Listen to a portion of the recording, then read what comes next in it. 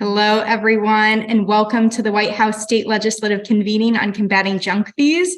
I'm Morgan Moore, Senior Advisor to the White House Office of Intergovernmental Affairs, and I'm honored to be leading our work, the White House's work with state legislatures across the country. Today, we will hear from senior officials from across the White House and Biden-Harris administration, including Julie Chavez Rodriguez, Senior Advisor to the President and Director of the Office of Intergovernmental Affairs. We will hear from Ambassador Susan Rice, Domestic Policy Advisor, and we'll hear from the Director of the Consumer Financial Protection Bureau, Rohit Chopra. We'll also be hearing from three incredible state legislators from across the country who are advancing bills this session to address junk fees.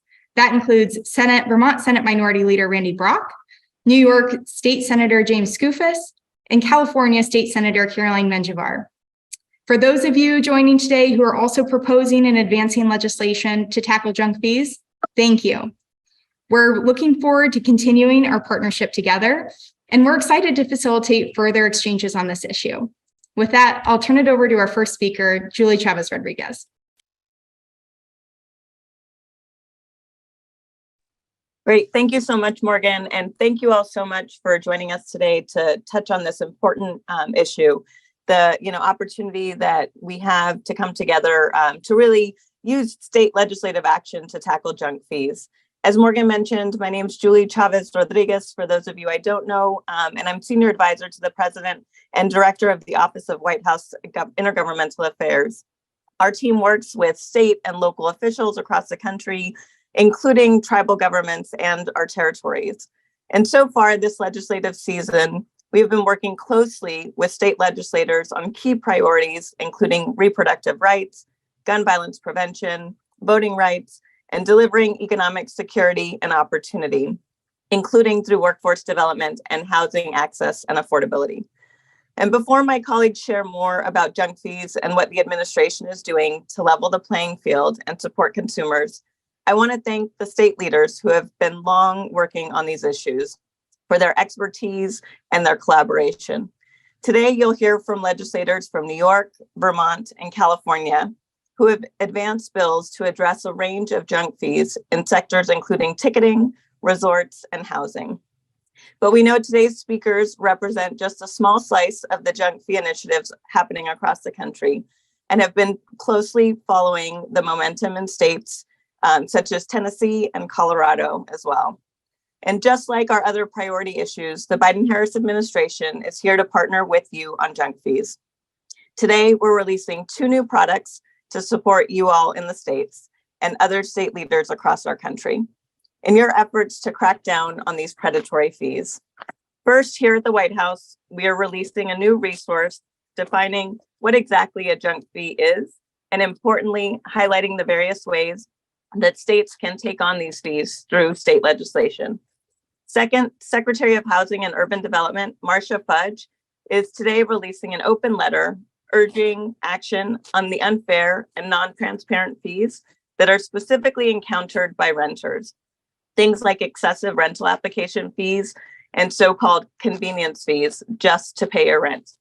We will share both of these resources following the call. And this briefing is just the beginning. We're looking forward to continuing the conversation and our work together. So thank you all again for your leadership and partnership. And with that, I want to turn it over to my colleague and dear friend, Ambassador Susan Rice. Susan, over to you. Thank you so much, Julie. Hi, everybody, and thanks so much for joining our discussion today on junk fees. I also want to thank you for your leadership and partnership as we work together to try to root out junk fees. As you know, junk fees can take many forms. They're hidden, mandatory charges that mask the full price of attending a concert or a game. They're surprise fees that show up after a hospital visit. They're predatory fees like bank overdraft fees or so-called early termination fees from cable contracts that far exceed the cost of doing business. Sometimes they're just downright misrepresentations of no-fee bank accounts or similar products. All told, and above all, they're a burden on the pocketbooks of the American people. Our economy, as you know, works best when consumers have all the information they need to make informed decisions. When we go to a department store or a supermarket, we expect the full price of our blue jeans or our milk to be on display next to the product at the time we're browsing. I know I wouldn't go back to a store that tried to charge a mysterious service fee in the checkout line. But unfortunately, so much of our economy now lacks that basic transparency. And these fees can really add up to the tune of tens of billions of dollars a year. For example, one government study from 2018 found that junk fees in ticketing were a whopping 27% of the ticket price. Now, I've never heard of a company try to promote buy 5, get 4 deal, but that's what we're facing too often. So it's long past time that we tackle junk fees. As President Biden said in his State of the Union address last month, Americans are tired of being played for suckers. He committed to doing everything in his power to rein in these fees, to give the American people some badly needed breathing room. But there's so much good that you all can do and are doing at the state level. So I want to thank you for your work to use the power of your legislatures to bring down junk fees. We're lucky to have you all as partners in this effort. And together, we really can help out American consumers and make our economy fairer for everyone. With that, let me turn it back to you, Morgan, and thank you all very much. Thank you so much, Ambassador Rice. Really appreciate it. Now we'll go ahead and turn to our assistant to the president and National Economic Council Director, Lael Brainard. Well, thank you. And thanks to all of you for joining us today. I'm looking forward to hearing from you about the important work on the state level that you're doing to combat junk fees. Ambassador Rice just spoke to some of the ways that these fees can be confusing, frustrating, and very costly for consumers, especially for low-income consumers and consumers of color. I wanted to just touch on the ways that hidden and excessive fees hurt the companies that want to be good actors and that want to price transparently, because if they're alone, they seem more expensive than the companies that are hiding the ball with hidden fees. And it encourages a race to the bottom in a way that at the end of the day is bad for competition and very bad for consumers. So our general sense is that the work that we're doing on junk fees goes hand in hand with healthy competition. The administration has acted in a number of ways. The Department of Transportation's rules to require airline fees to be presented up front. The Consumer Financial Protection Bureau that we'll hear about shortly, which has proposed a rule to cut credit card late fees from $30 to $8, which could potentially be a large savings for consumers. And of course, the FCC, which is requiring broadband service providers to show consumers the rates and fees that are associated with services in an easy to read label. And perhaps most immediately, we have been excited to see businesses proactively responding to that bully pulpit call to crack down on junk fees.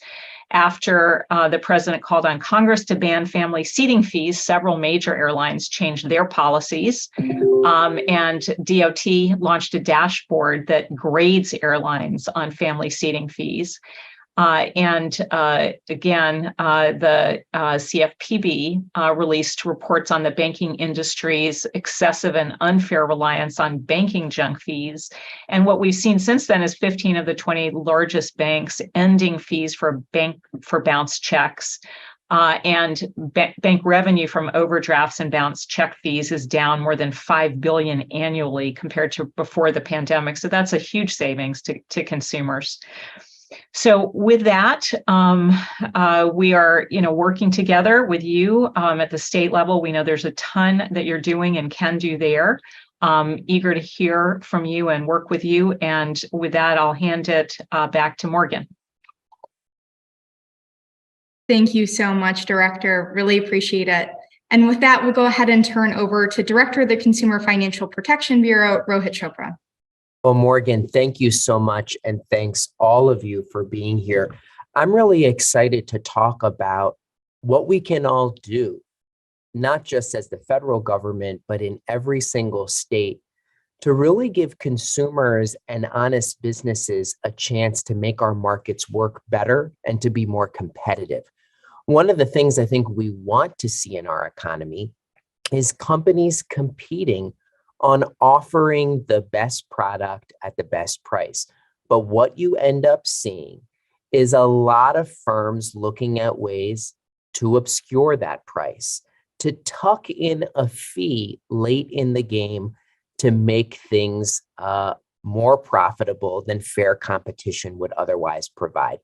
But here's what's great. In addition to what you've heard about the work the federal government is doing, states have always been on the front lines of consumer protection. The government in Washington does not have a monopoly on consumer protection. We work hand in hand with each of you, whether it's your state attorneys general or other consumer protection enforcers, to make sure we have markets that work and that serve consumers fairly. I want to read you in on something you all might want to build upon in your own state laws. Most states, just like at the federal level, have a prohibition on unfair and deceptive practices. States can also enforce a prohibition on certain abusive acts or practices. These words might seem like obscure legal concepts, but they're really about making sure there is fair market dealing, that prices are upfront and clearly disclosed, but also that consumers have a chance to avoid those fees if they don't actually want that service. A lot of you across the country are thinking about how do you strengthen your own state laws to go after junk fees, to go after fees that are in some ways hidden or not even avoidable. There's been enforcement actions that have been done at the federal level, including by the CFPB, as well as by state AGs to go after some of these fees. We need to make sure that our laws are up to date to deal with digital dark patterns and other ways in which consumers are deceived, to end these line items of mysterious fees for services that people don't even want.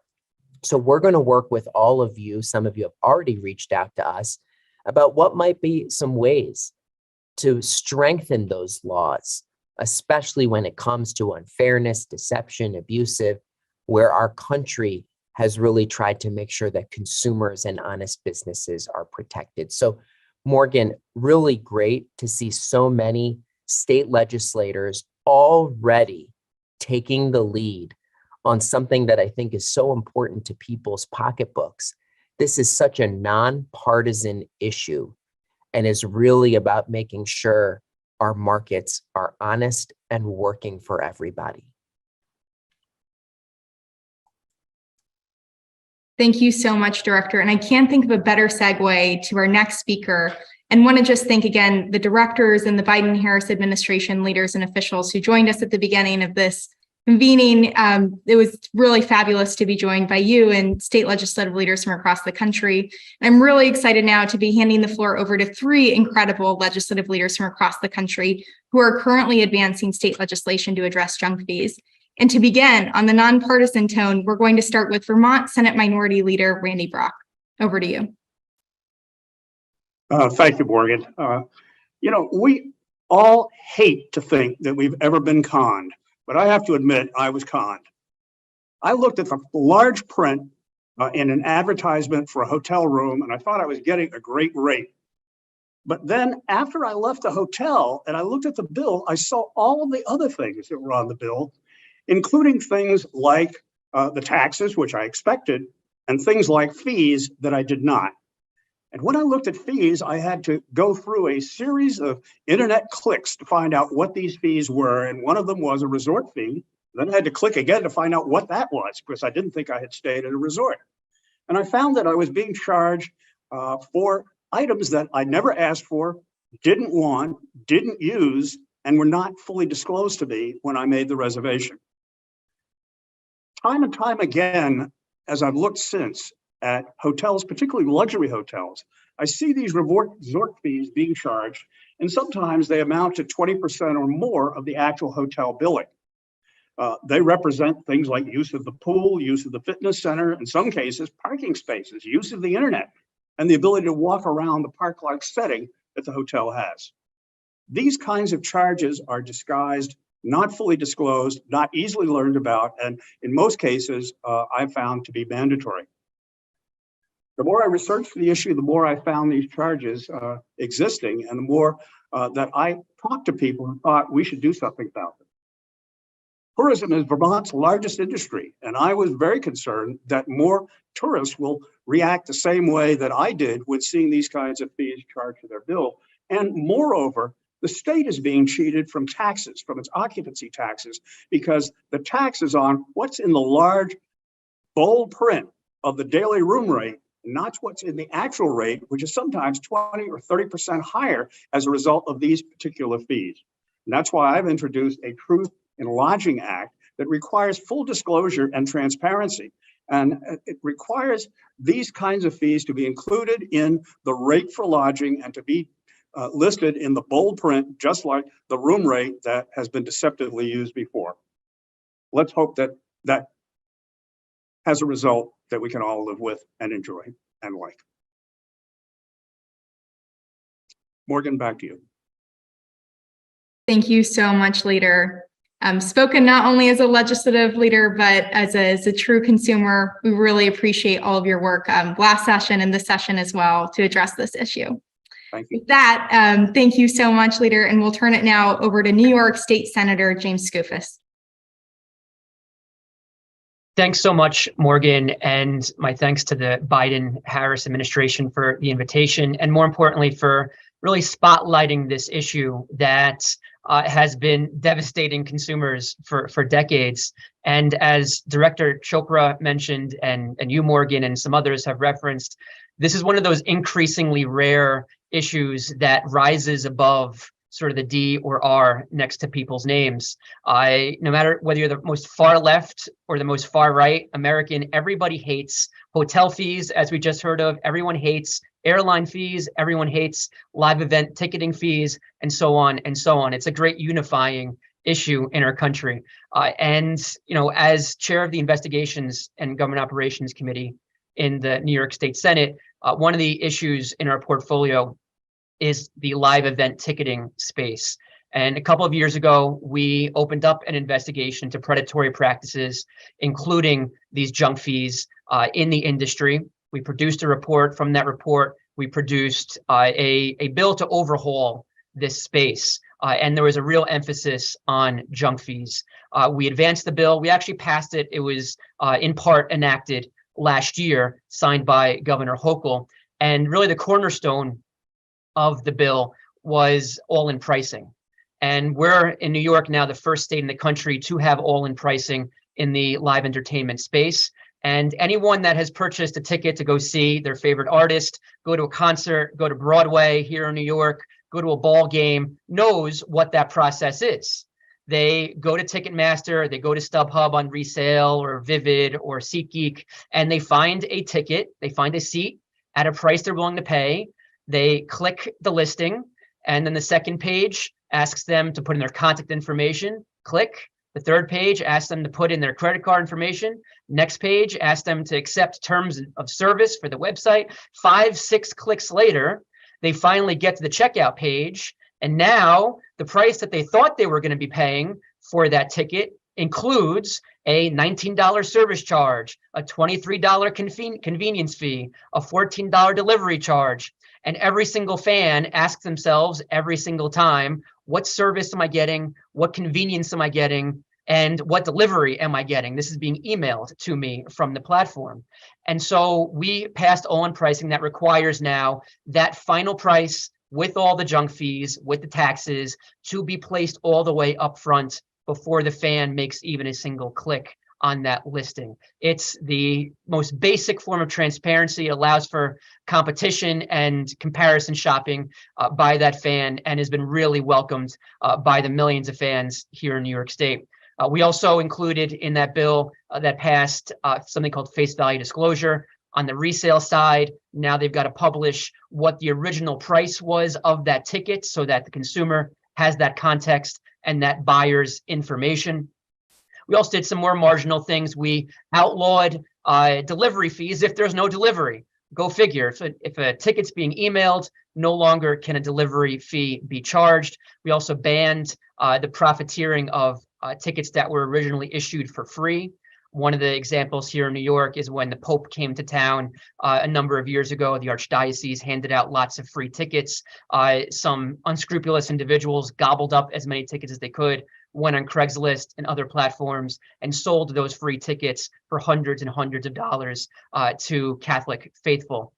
There's a lot more work to be done in this space. We're certainly working on some new legislation to try and break up or help break up Ticketmaster's monopoly, looking to try and really break this stranglehold that a lot of stakeholders have on holdbacks. Thousands of tickets are held back from average fans and buyers for every single hot concert. They're reserved for VIPs, platinum credit card members, where the prices are jacked up and there are lots of fees associated with those. So there's more work to do, but I'm really thrilled to partner with the Biden and Harris administration and other state leaders in this space, because this is something that affects millions and millions of people on a near daily basis. And they're rightfully upset, to put it kindly. They're frustrated, they're angry, and they're looking to government to finally step in and do something about it. Thanks for having me. Thank you so much, Senator Skoufis, and thank you for your incredible leadership in this space. We really appreciate it. Now we're going to move to the great state of California, where just this week, an amazing, robust package of 6 bills to address junk fees was just introduced. And here today to speak with us about it is State Senator Caroline Menjivar. Thank you, Morgan.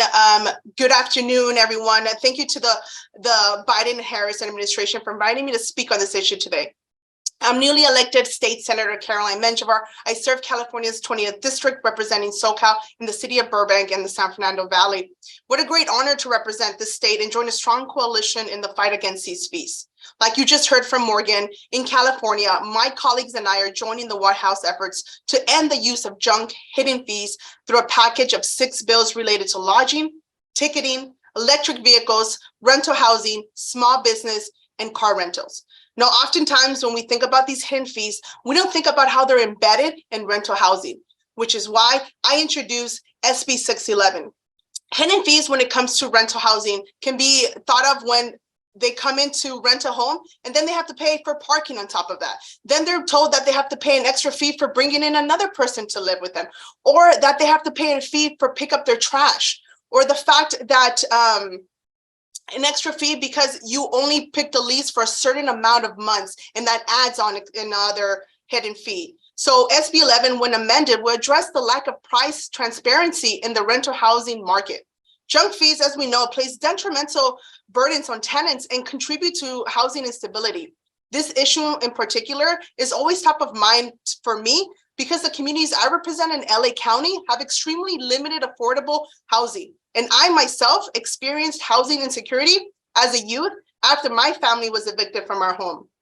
Too many families in my community and throughout California experience similar circumstances. They live one financial hit away from being evicted. We must act, and every solution that contributes to a family's economic stability makes an impact. Junk fees, as a practical matter, keep safe and suitable rental housing out of the reach for many people and working families.